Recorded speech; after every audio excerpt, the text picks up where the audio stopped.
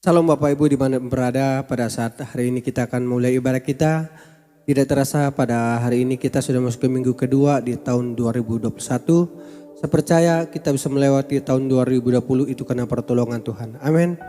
Mari kita persiapkan hati kita untuk datang menyembah Tuhan. Terima kasih Tuhan. Kami bersyukur Bapak. Kami bersyukur Tuhan. Glory bagimu Tuhan. Haleluya. Terima kasih Tuhan. Kami bersyukur. Haleluya. Kaulah yang kami sembah. Yesus Tuhan. Haleluya. Terima kasih.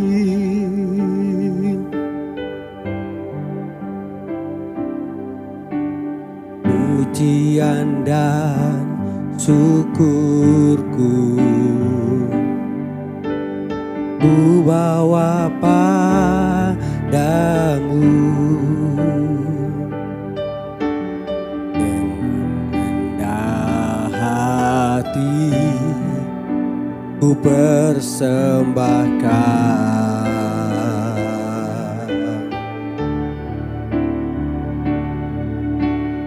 Sadar bila ku ada hanya karena anugerah, bukan karena kekuatanku.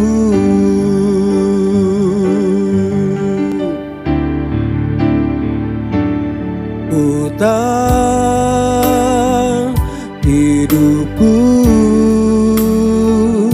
adalah penyembahan. Kau ciptakanku dalam kemuliaan-Mu.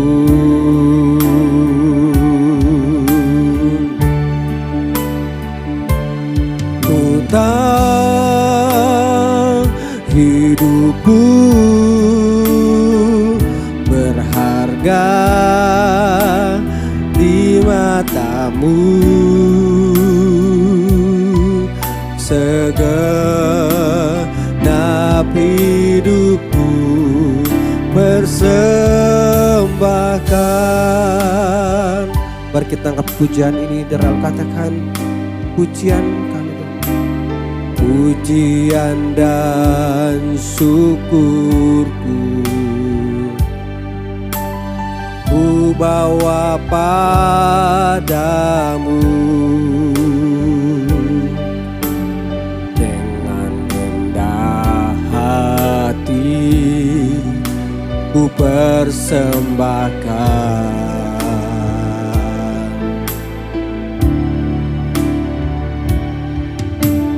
Sadar bila ku ada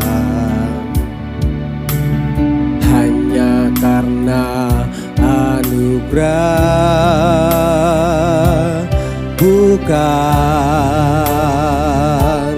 karena kekuatanku.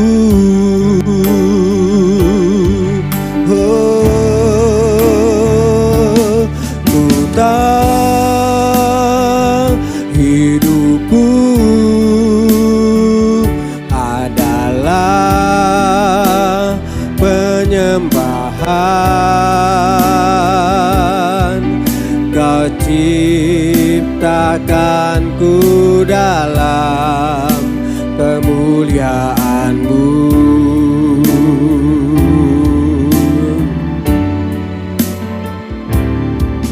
Utang hidupku berharga di mata-Mu. Segenap hidupku persembahkan. Terima kasih Bapa. Ku tahu hidupku adalah penyembahan.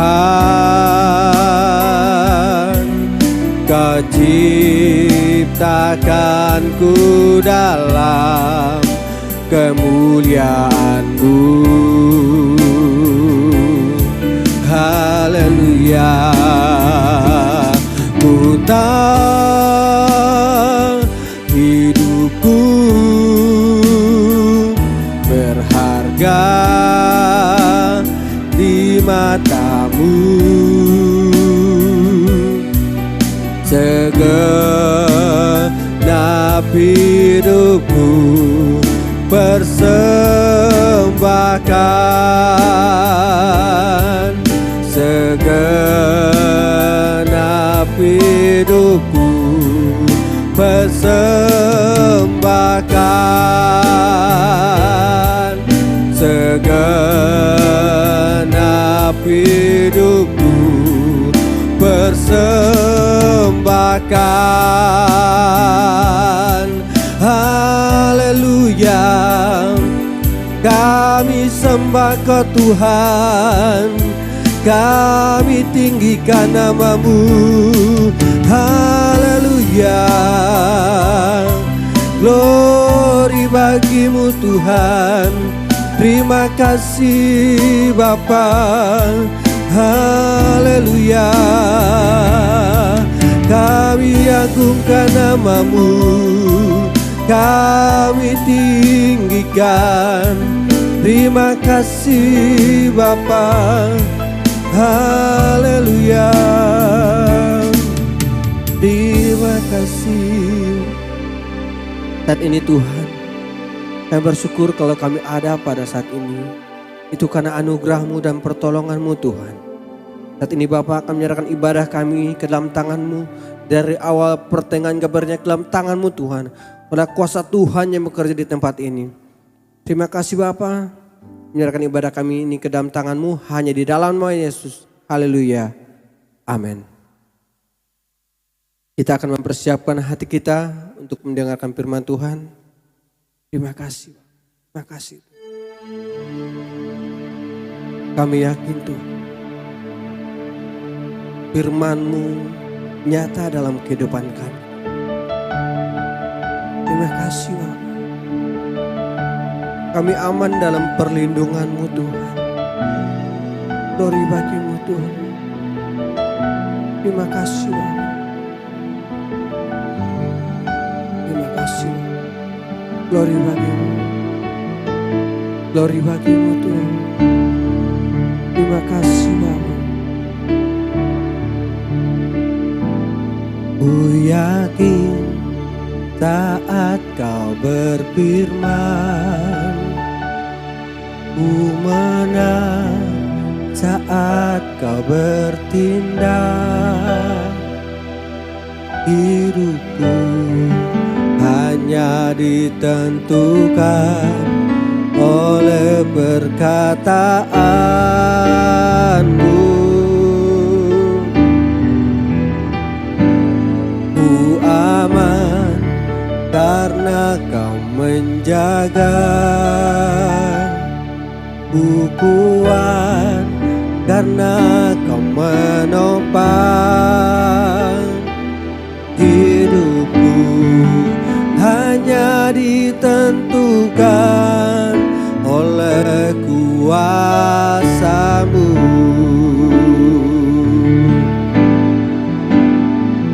Bagi Tuhan tak ada yang mustahil. Bagi Tuhan tak ada yang tak mungkin. Mujizatnya disediakan bagiku. Ku diangkat dan dipulihkannya. Mari kita angkat pujian ini dari awal. Ku yakin saat Kau berfirman, ku menang saat kau bertindak. Hidupku hanya ditentukan oleh perkataanmu.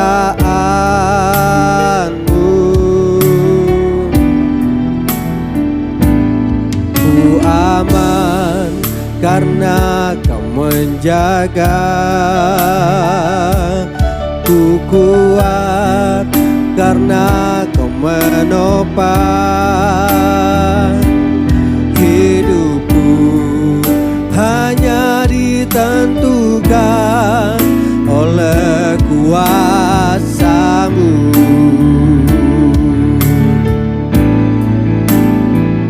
Bagi Tuhan tak ada yang mustahil. Bagi Tuhan tak ada yang tak mungkin. Mujizatnya disediakan bagiku. Ku diangkat dan dipulihkannya. Bagi Tuhan tak ada yang mustahil. Bagi Tuhan tak ada yang tak mungkin. Mujizatnya disediakan bagiku. Ku diangkat dan dipulihkannya.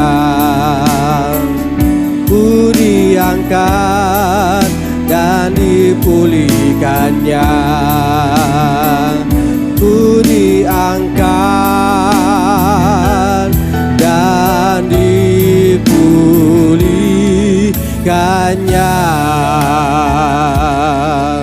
Terima kasih Bapa. Glory bagi-Mu Tuhan. Haleluya. Terima kasih Tuhan. Mari kita satu dalam doa. Bapa kami dalam surga, kami bersyukur Tuhan, kami diberikan kesempatan untuk mendengarkan firman-Mu. Kami sangat membutuhkan firman-Mu, sebab firman-Mu adalah pelita buat kaki kami dan terang buat jalan hidup kami. Berikan kami roh hikmat, wahyu dan pengertian, supaya kami bisa mengerti firman-Mu. Di dalam nama Tuhan Yesus kami berdoa mengucap syukur. Haleluya. Amin. Shalom saudara, apa kabar?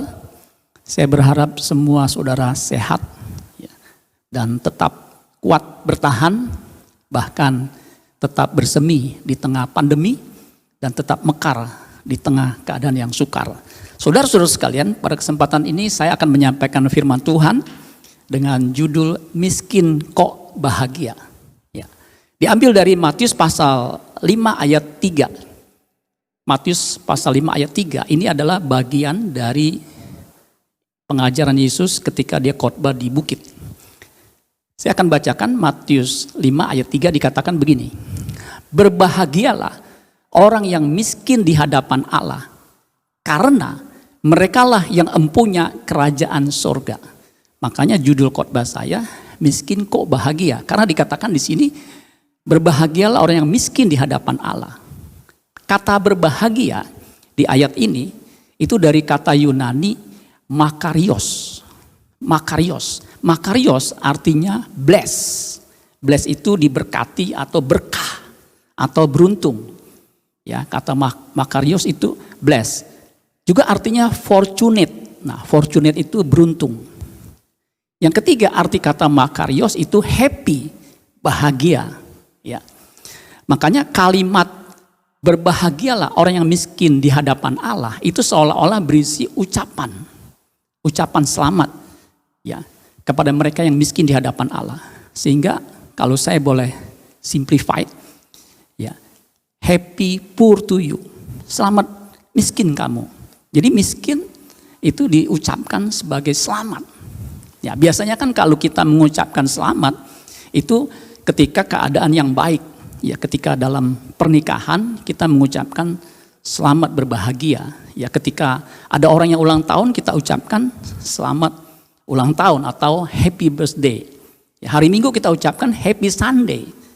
Dan tahun ini ya 10 Januari masih dalam suasana New Year, Happy New Year, dalam suasana tahun baru, kita mengucapkan Happy New Year. Tapi ini kok Happy Poor to you. Ya, selamat kalau kamu miskin. Nah, apa maksud kalimat Tuhan Yesus, berbahagialah orang yang miskin di hadapan Allah? Kata miskin di hadapan Allah, miskin di hadapan Allah, itu dari bahasa Yunaninya petokoi, to pneumati, yang artinya poor in the spirit. Jadi kata miskin di sini dari kata Yunani petokoi atau petokos, yang punya beberapa arti yang menarik. Yang pertama dikatakan petokos itu reduced to beggary, ya, turun menjadi seorang yang melarat. Petokos juga artinya poor, miskin. Ya. Petokos juga artinya needy. Needy itu bukan hanya sekedar miskin tetapi melarat. Ya. Belum lama saya baca koran Kompas, ya.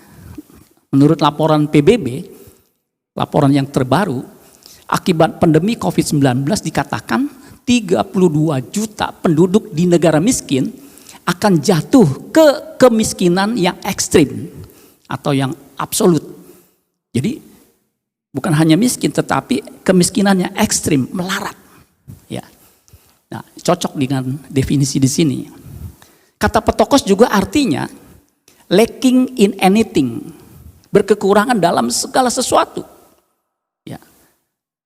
Kata petokos artinya juga asking alms, minta sedekah, minta belas kasihan.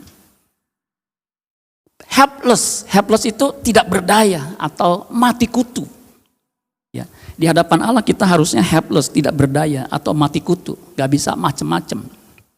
Kata petokos juga artinya powerless to accomplish an end. Tidak berdaya atau tidak punya kekuatan untuk menyelesaikan sampai akhir. Jadi itu kata petokos luar biasa. Nah, kata petokos itu berasal dari kata petoso. Nah, kata petoso ini punya dua sinonim, yaitu petoeo dan peto. Petoeo itu artinya terrified. Terrified itu takut. Sedangkan peto artinya to descend from a higher place to a lower. Turun dari tempat yang lebih tinggi ke tempat yang lebih rendah. Jadi kata petokos kalau saya artikan secara hurufiah artinya tidak mampu mengangkat kepala karena ketidakberdayaan dan ketakutan yang hebat. Sehingga hanya bergantung kepada Allah saja. Itulah keadaan orang yang petokos di hadapan Allah. Arti kata petokos ini sesuai dengan terjemahan bahasa Indonesia masa kini. Makanya Matius 5 ayat 3 terjemahan bahasa Indonesia masa kini dikatakan begini. Berbahagialah orang yang merasa tidak berdaya dan hanya bergantung pada Tuhan saja. Mereka adalah anggota umat Allah. Jadi dikatakan berbahagialah orang yang merasa tidak berdaya, yang hanya bergantung kepada Tuhan saja. Itu cocok dengan definisi atau pengertian kata petokos. Firman Allah yang hidup juga mirip. Ya. Matius 5 ayat 3 dikatakan berbahagialah orang yang rendah hati, karena kerajaan surga diberikan kepada mereka yang rendah hati. Sebaliknya celaka orang yang sombong, yang congkak, sebab Tuhan menentang orang sombong. Nah, saudara-saudara sekalian, di Alkitab itu ada orang yang petokos di hadapan Allah. Dia itu seorang pemungut cukai yang datang kepada Allah di bait suci. Di Lukas pasal 18 ayat 9 itu diceritakan begini. Dan kepada beberapa orang yang menganggap dirinya benar dan memandang rendah semua orang lain, Yesus mengatakan perumpamaan ini. Jadi perumpamaan yang Yesus katakan itu ditujukan kepada orang yang menganggap dirinya benar dan memandang rendah orang lain. Dikatakan begini, ayat 10. Ada dua orang pergi ke bait Allah untuk berdoa. Ya. Yang seorang adalah Farisi. Farisi ini ahli Taurat. Dan yang lain pemungut cukai. Farisi dan pemungut cukai. Orang Farisi itu berdiri dan berdoa dalam hatinya begini. Dalam hati ini dia berdoa. Ya Allah, aku mengucap syukur kepadamu karena aku tidak sama seperti semua orang lain. Bukan perampok, bukan orang lalim, bukan penzina, dan bukan juga seperti pemungut cukai ini. Jadi orang ini moralnya luar biasa.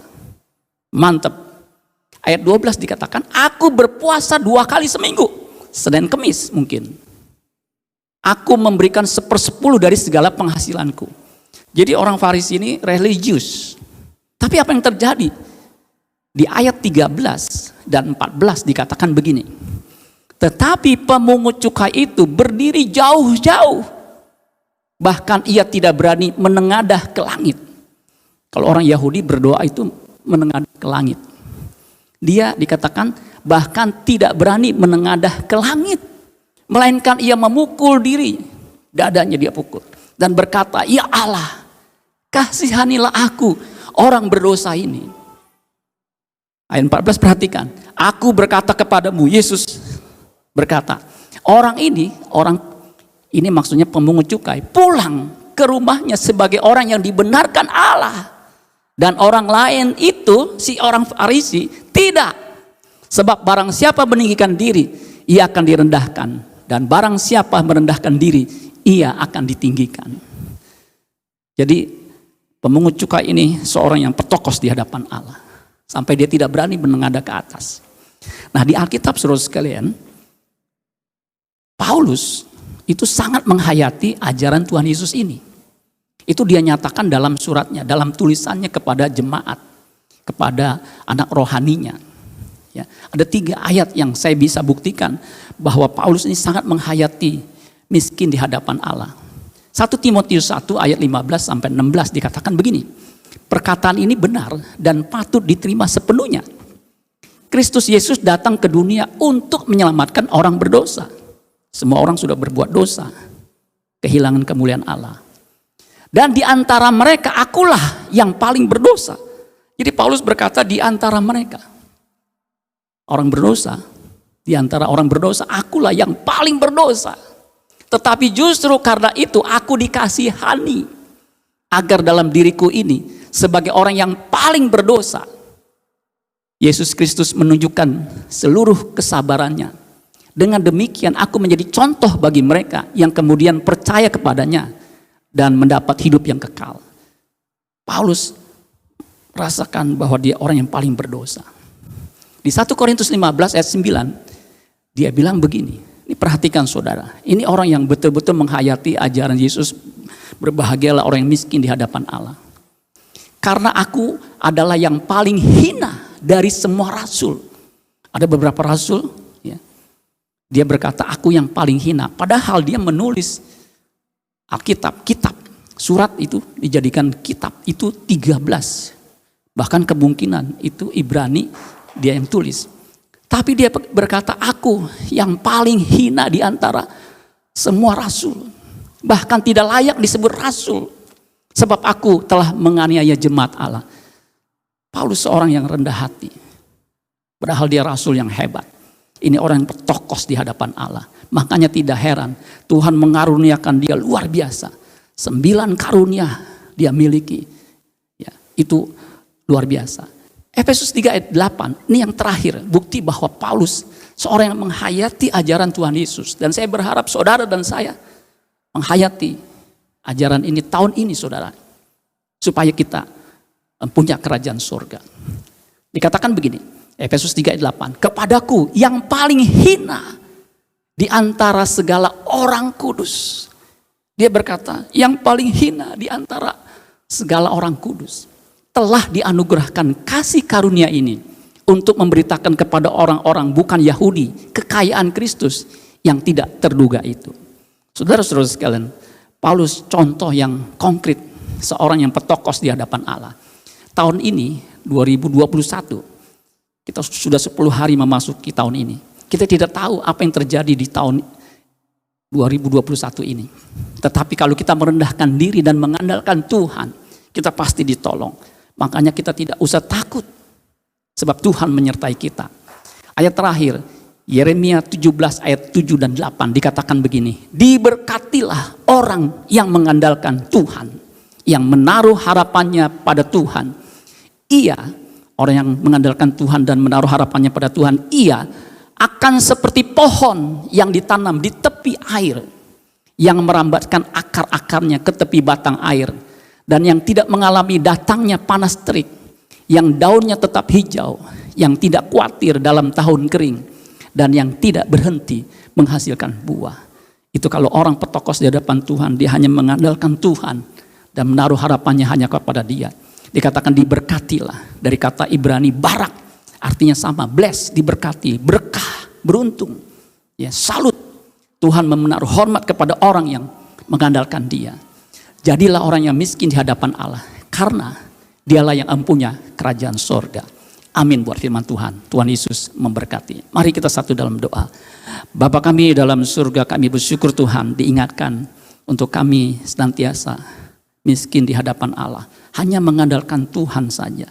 Kami percaya tahun ini ketika kami mengandalkan Tuhan, hanya berharap pada kasih karunia-Mu, Tuhan akan menyertai kami dan memberikan kasih karunia demi kasih karunia. Sehingga kami bisa menyelesaikan misi tugas yang Tuhan berikan untuk kemuliaan nama-Mu Tuhan. Terima kasih Bapa di surga, berkat-Mu atas kami semua yang mendengarkan firman Tuhan ini. Di dalam nama Tuhan Yesus kami berdoa mengucap syukur. Haleluya. Amin. Tuhan Yesus memberkati. Shalom Bapak, Ibu, Saudara-saudari sekalian yang dikasihi Tuhan. Selamat beribadah dimanapun Anda berada. Berikut kami sampaikan pengumuman untuk hari ini. Tuhan Yesus memberkati.